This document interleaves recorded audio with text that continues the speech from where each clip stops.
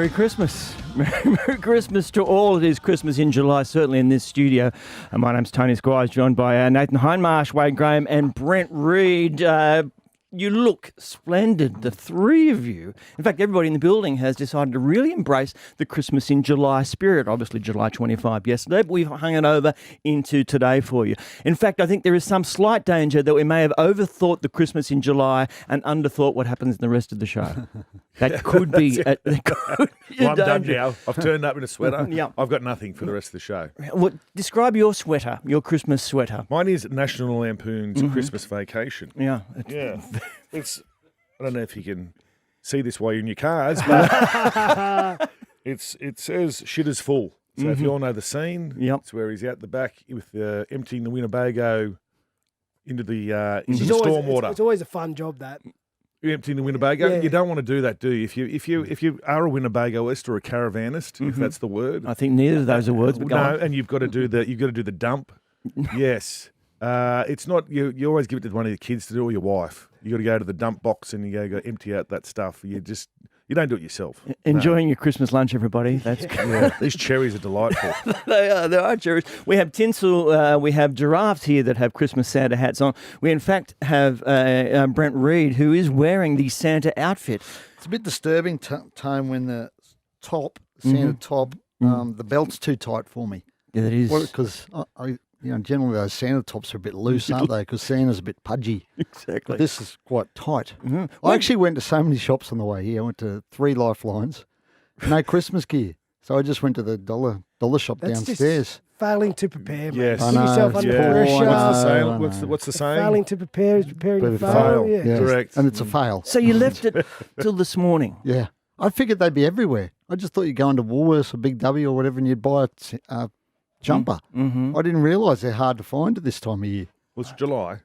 Well, It is July, but it's Christmas. But I would have thought Big W would stock Christmas in July. Where does Which Christmas they do, but you can only get it online. You Where can't does get it in store. Where does it come from, Christmas in July?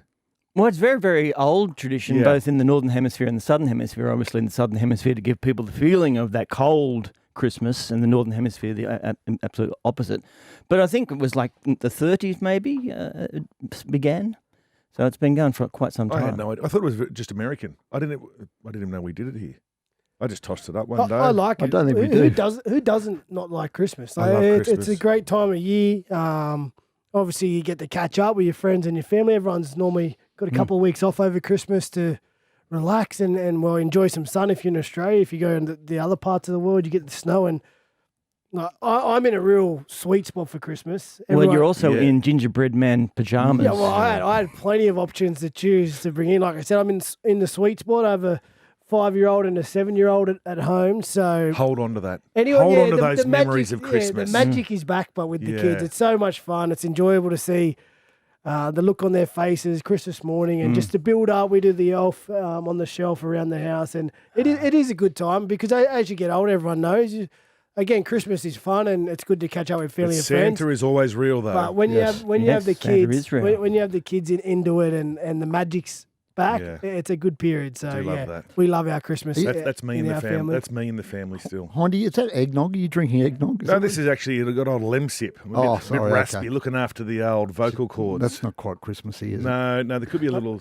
He has got a flask in his back pocket. Oh, right? So yeah, it's good. He might get Could be it. adding to this little lemsip as the day goes on. Yeah, all right, let's talk about eligibility. What's going on, Reedy? There's talk that at the end of the season it's going to be up for discussion. This is like a broken record, Tone, Yeah. this one. I mean, we talk about this every year. Yeah. And Wayne Pearce was in charge of a big review a couple of years ago, and I don't think anything came of it. I think Wayne spoke to some people, and they decided to keep the status quo.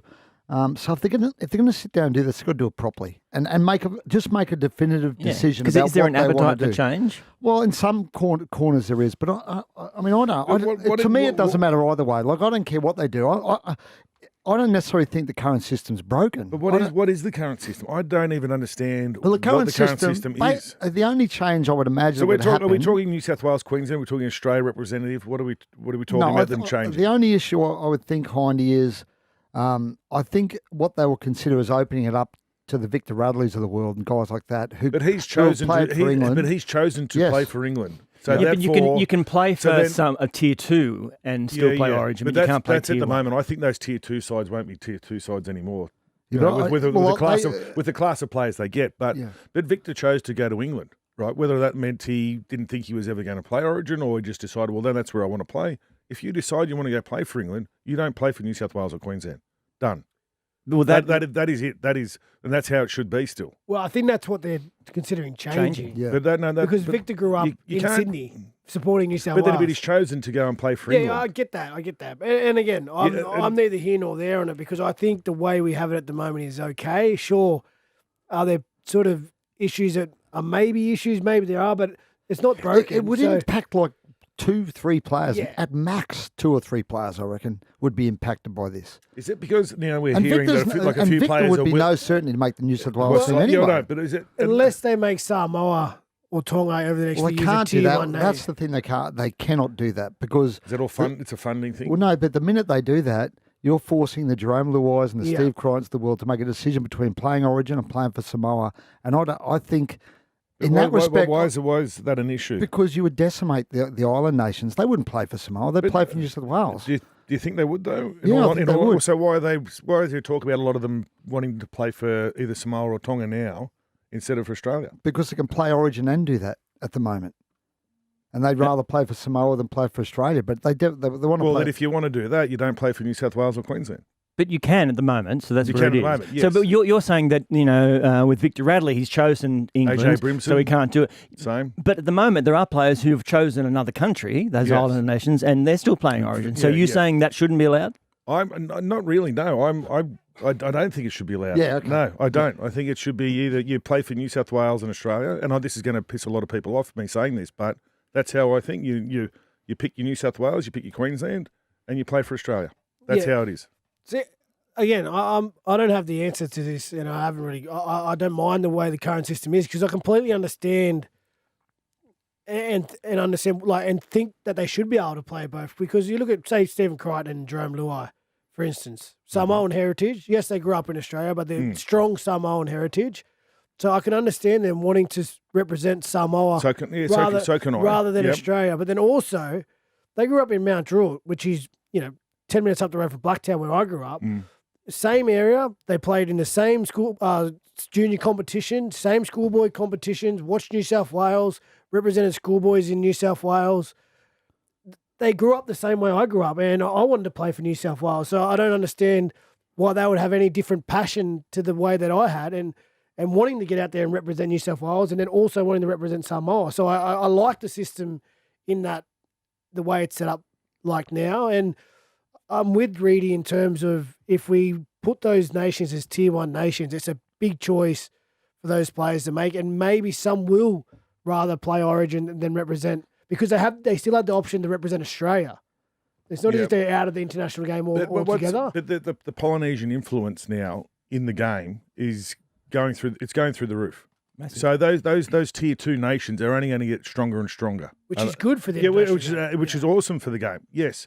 So therefore, I think that the eligibility, the rule. I'm not going to say. You're not going to say eligibility. No. I think the fact that you pick your state, you play for Australia. That's what it is. You pick your state, you play for Australia. Yes. So, but somewhere like Victor Radley, just imagine that he would get picked for state of origin. He's played all his junior footy. He's a kid. He screams playing. Yeah, New South Wales. I don't understand why it's wrong, even though he's going to go and play for England because of his heritage. And you met his old man. You can understand why he wants to do it for him.